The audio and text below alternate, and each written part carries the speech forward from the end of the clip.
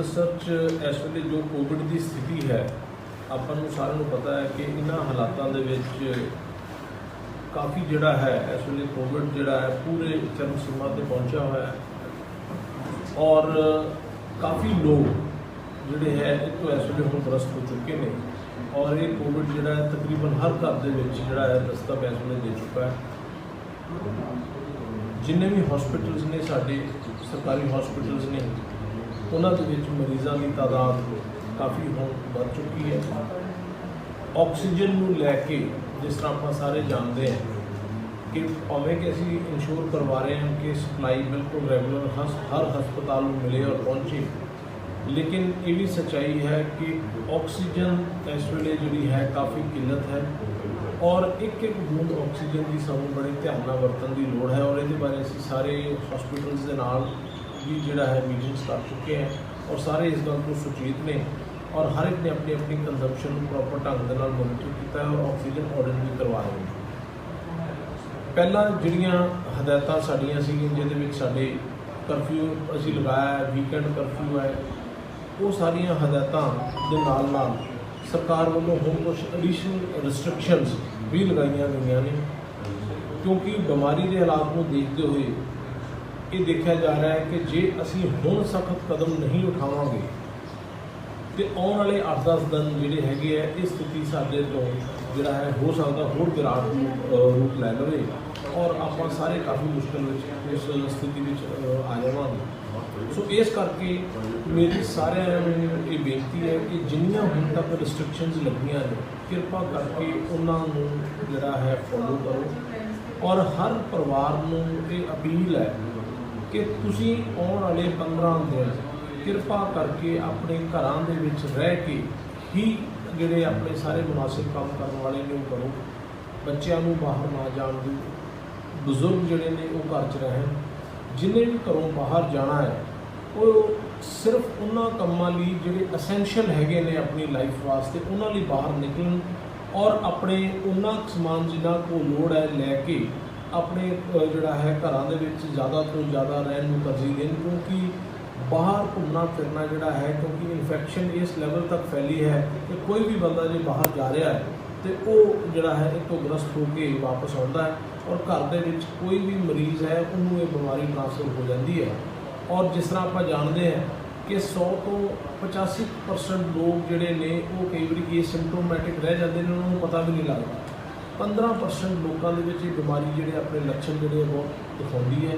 5% ਦੇ ਵਿੱਚ ਇਹ ਕਾਫੀ ਐਗਰਾਵੇਟ ਹੋ ਜਾਂਦੀ ਹੈ ਔਰ 1% ਦੇ ਵਿੱਚ ਇਹ ਜਿਹੜਾ ਹੈ ਮੋਰਟੈਲਿਟੀ ਇੱਥੋਂ ਤੱਕ ਵੱਧ ਜਾਂਦੀ ਹੈ ਇਸ ਸਿਵਿਅਰਿਟੀ ਇਸ ਡਿਜ਼ੀਜ਼ ਦੀ ਕਿ ਉਹਨਾਂ ਵਿਅਕਤੀਆਂ ਦੀ ਜਿਹੜੀ ਹੈ ਇਹ ਜਾਨਲੇਵਾ ਸਾਬਤ ਹੁੰਦੀ ਹੈ। ਸੋ ਆਪਾਂ ਇਸ ਚੀਜ਼ ਨੂੰ ਸਮਝੀਏ ਕਿ ਇਹ ਭਾਵੇਂ ਪਰਸੈਂਟੇਜ ਬਹੁਤ ਥੋੜ੍ਹੀ ਲੱਗਦੀ ਹੈ ਲੇਕਿਨ ਜਿਹੜੀ ਸਾਡੀ ਜਨਸੰਖਿਆ ਹੈ ਉਹਦੇ ਵਿੱਚ ਇਹ ਨੰਬਰ ਇੰਨਾ ਜ਼ਿਆਦਾ ਬਣ ਜਾਂਦਾ ਹੈ ਕਿ ਸਾਡੇ ਕੋਲ ਉਸ ਲੈਵਲ ਦੀ ਮੈਡੀਕਲ ਵਿਵਸਥਾ, ਉਹਨੇ ਬੈਡਸ ਔਰ ਉਹਨਾਂ ਦੇ ਉਸ ਲੈਵਲ ਦੀ ਦੇਖ ਰੇਖ ਕਰਨ ਲਈ ਜਿਹੜੀ ਹੈ ਉਹ ਹਮੇਸ਼ਾ ਹੀ ਘਾਟ ਰਹਿੰਦੀ ਹੈ। ਸੋ ਇਸ ਕਰਕੇ ਇਸ ਸਮੇਂ ਇਹ ਬਿਹਤਰ ਹੈ ਕਿ ਅਸੀਂ ਸਾਰੇ ਆਪਣੇ ਆਪਣੇ ਘਰਾਂ ਦੇ ਵਿੱਚ ਰਹੀਏ ਔਰ ਜੇ ਤੁਹਾਨੂੰ ਲੱਗ ਰਿਹਾ ਹੈ ਕਿ ਤੁਹਾਨੂੰ ਕੋਈ ਇਸ ਤਰ੍ਹਾਂ ਦੇ ਲੱਛਣ ਹੈ ਸਾਡੇ ਕੰਟਰੋਲ ਰੂਮਾਂ ਦੇ ਨੰਬਰ ਅਸੀਂ ਪਹਿਲਾਂ ਵੀ ਸ਼ਾਇਰ ਕਰ ਚੁੱਕੇ, ਉੱਥੇ ਸੰਪਰਕ ਕਰੋ,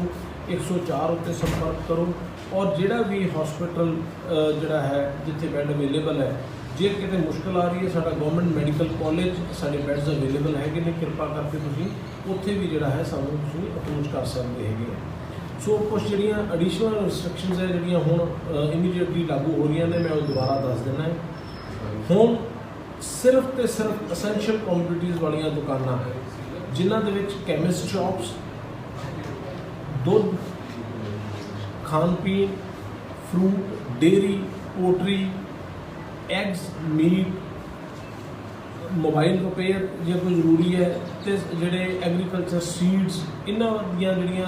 ਦੁਕਾਨਾਂ ਨੇ ਜਿਨ੍ਹਾਂ ਨਾਲ ਰੋਜ਼ਮਰਾ ਜ਼ਿੰਦਗੀ ਦੇ ਵਿੱਚ ਤੁਹਾਨੂੰ ਇਹਨਾਂ ਦੀ ਲੋੜ ਪੈਂਦੀ ਹੈ ਇਹ ਦੁਕਾਨਾਂ ਖੁੱਲ੍ਹੀਆਂ ਰਹਿਣਗੀਆਂ। Laboratories, medical laboratories, nursing homes, medical establishments ਜਿਹੜੇ ਨੇ ਇਹ ਖੁੱਲ੍ਹੇ ਰਹਿਣਗੇ। ਇਸ ਤੋਂ ਇਲਾਵਾ ਹਰ ਤਰ੍ਹਾਂ ਦੀ ਦੁਕਾਨ ਚਾਹੇ ਉਹ ਮੁਨਿਆਰੀ ਦੀ ਹੈ, ਕੱਪੜੇ ਦੀ ਹੈ, ਹੋਰ ਕਿਸੇ ਕਿਸਮ ਦੀਆਂ ਦੁਕਾਨਾਂ ਨੇ ਉਹ ਸਾਰੀਆਂ ਬੰਦ ਰਹਿਣਗੀਆਂ। ਔਰ ਪਿਛਲੇ ਸਮੇਂ 'ਚ ਇਹ ਦੇਖਣ 'ਚ ਆਇਆ ਹੈ कि कई बारी कोई बंदा अपनी सिर्फ दुकान खोलण करके 4 पैकेट दुੱਧ ਦੇ रख ਲੈਂਦਾ है या थोड़ी उत्थे ਇਹੋ ਜਿਹਾ समान रख ਲੈਂਦਾ है कि शायद मैं एसेंशियल कमोडिटीज़ ਨੂੰ ਦਿਖਾ ਕੇ ਆਪਣਾ ਦੂਸਰਾ ਕਿੱਤਾ ਚਲਾ ਪਾਵਾਂ।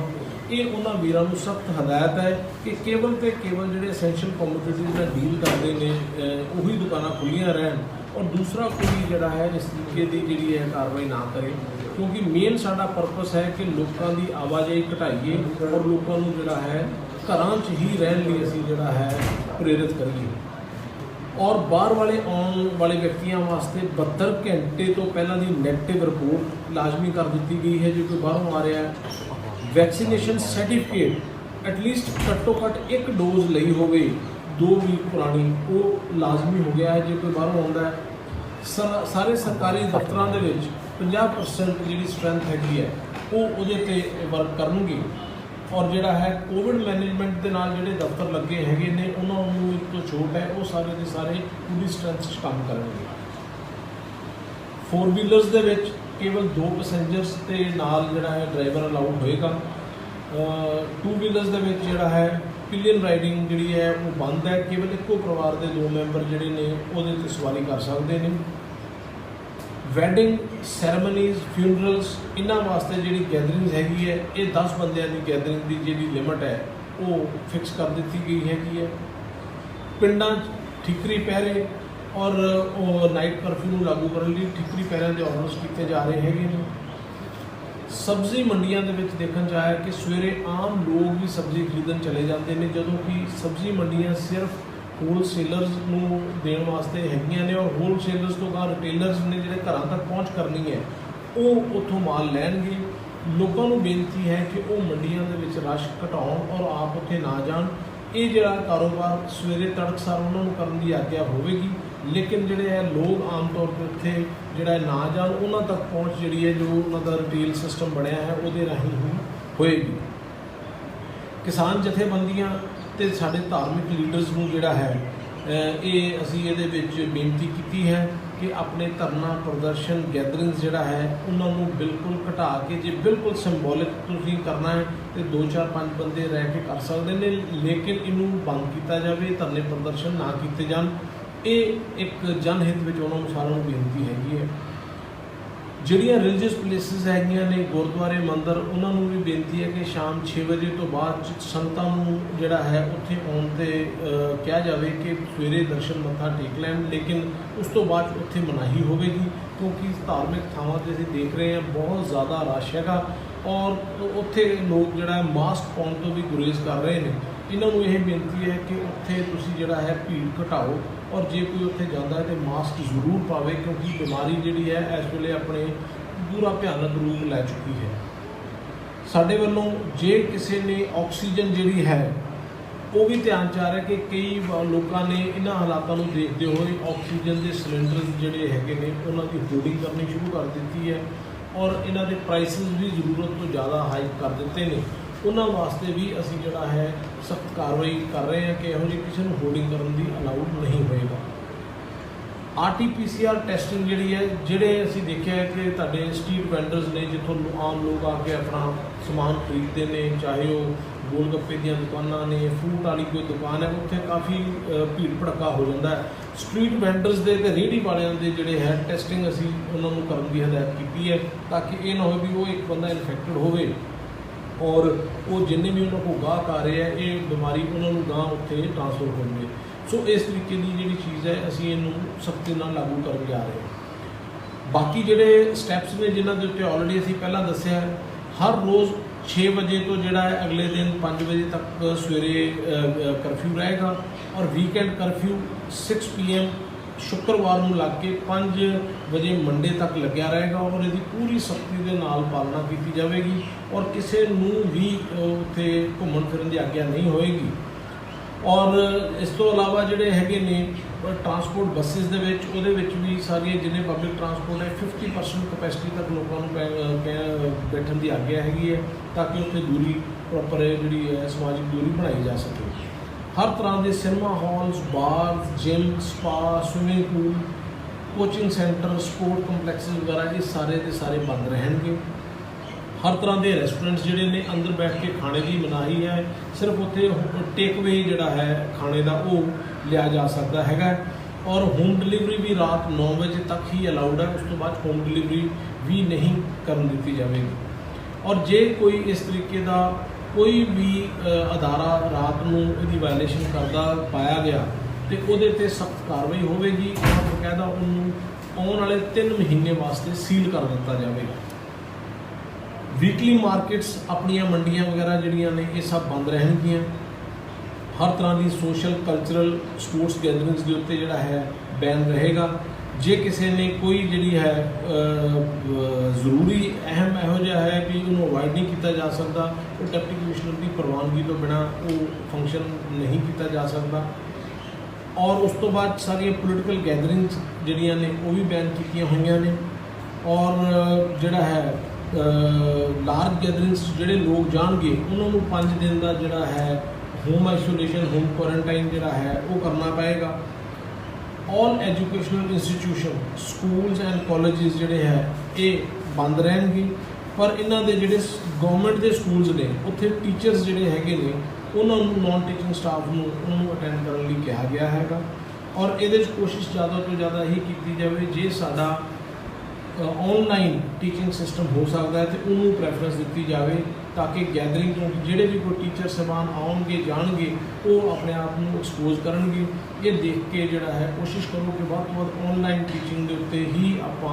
फोकस करिए। जिन्हें भी मैडिकल तो नर्सिंग कॉलेजेस ने वो खुले रहणगे, क्योंकि उन्होंने जोड़े पढ़ते स्टूडेंट्स है उन्होंने किसी टाइम भी सानू जोड़ा है इस कोविड नाल पैंडेमिक नाल लड़ाई करने की लोड़ पै सकती हैगी। हर तरह के रिक्रूटमेंट एग्जाम्स पोस्टपोन कर दिए गए हैं। प्राइवेट ऑफिसेज जिहड़े ने including industry architect chartered accountants insurance companies ये सारे को कहा गया है कि अपना जोड़ा है तुसीं वर्क फ्रॉम होम करो जिथे जिथे पॉसीबल है। इंडस्ट्रीज़ को असीं चलन की फैक्ट्रीज़ को आग्ञा दी है, उन्होंने जोड़ा है अपने कामकाज जिथे लेबर आ रही है, लेकिन वो लेबर के कोल इंडस्ट्री के लैटर पैड के उत्ते होना चाहिए है कि किहड़े मुलाजमां नूं उन्होंने अलाउ किया, ताकि नाकियां के उत्ते उस चीज़ को दिखा सकन। जे कोई भी सरकारी मुलाजम बाहर जा रहा है वक्रे तौर पर किसी को कोई करफ्यू पास जारी नहीं किए जा रहे, उन्होंने हदायत है कि हर एक सरकारी मुलाजम अपने पास अपना आइडेंटिटी कार्ड जरूर रखे, ताकि जो भी उन्होंने कोई नाके पर रोकता है कि उन्होंने आइडेंटिटी कार्ड अपना वो दिखा दें। वैक्सीनेशन वास्ते जोड़ा है वो ऑलरेडी असी सारे कहा है कि वैक्सीनेशन हर मुलाजम अपनी करवावे, और जोड़ा है वध तो वध इस वे वैक्सीनेशन साड़ी हो रही है, लेकिन कई बार वैक्सीनेशन की सप्लाई घाट होने करके थोड़ा डिप आया। सारों यही बेनती है कि वध तो वध अपनी ऑक्सीजन करवाओ। माइक्रो कंटेनमेंट जोन्स जोड़े बनाए जा रहे हैं उन्होंने जोड़ा है सख्ती के नाल पालना करने की हदायत की गई है कि प्रॉपर सख्ती की जाए, टू एंड फ्रो मूवमेंट ना करन दी जाए, और उत्थे वध तो वध लोगों की जिहड़ी है सैंपलिंग की जाए। सरकारी दफ्तरों के लोगों के आम कम्मां कारां आ रहे हैं शिकायतों के ग्रीवेंस रिड्रेसल लई, उन्होंने असीं ये कह रहे हैं कि अपनी ऑनलाइन ग्रीवेंसिस ही अपनी जिहड़ियां ऑनलाइन देन, जे बहुत कोई एमरजेंसी है तो फिर ही सरकारी दफ्तर च वो जान। सो ये हदायत असीं जिहड़ा है अपनी पुलिस अथॉरिटीज़ तक पहुँच कर दित्तियां ने, और इन्हां दी अज तो ही सख्ती के नाल पालना जिहड़ी है वो शुरू कर दी जाएगी। मेरी सारिਆਂ ਨੂੰ बेनती है कि आने वाले 15-20 दिन एक महीना बहुत अहम है। सारे परिवार अपनी जिम्मेवारी समझन और अपने परिवारिक मैंबरों के उत्ते आपां कंट्रोल रखिए, क्योंकि इस लड़ाई के नाल सानू हर बंदे का सहयोग चाहिए है, और बिना सहयोग के लड़ाई नहीं लड़ी जा सकती। और सारिਆਂ ਨੂੰ ये बेनती है कि जे किसी का कोई परिवारिक मैंबर अपने आप को बीमार समझ रहा है, उन्होंने साह की कोई तकलीफ है, तो घरां 'च ही बैठ के इलाज करने की बजाय अपने संबंधित हस्पतालों पहुँचो। जे किसी को कोई समर्था नहीं है और उन्होंने कोई प्राइवेट हॉस्पिटल जो एंटरटेन नहीं कर रहा, कृपा करके साढ़े गवर्नमेंट मैडिकल कॉलेज अप्रोच की जाए। सो इन्होंने शब्दों नाल उम्मीद करता है कि सारे अमृतसर वासी जोड़ा है इस चीज़ का सानू सहयोग देंगे प्रशासन को, और जे असी आने वाले 15 दिन ये संयम वरत लिया और अपने ते डिसिपलिन कायम रख लिया, तो ये शायद अज के जोड़े हालात ने अज तो 15 या 20 दिन बाद आपको बदले हुए नज़र आएंगे। धन्यवाद। जय हिंद।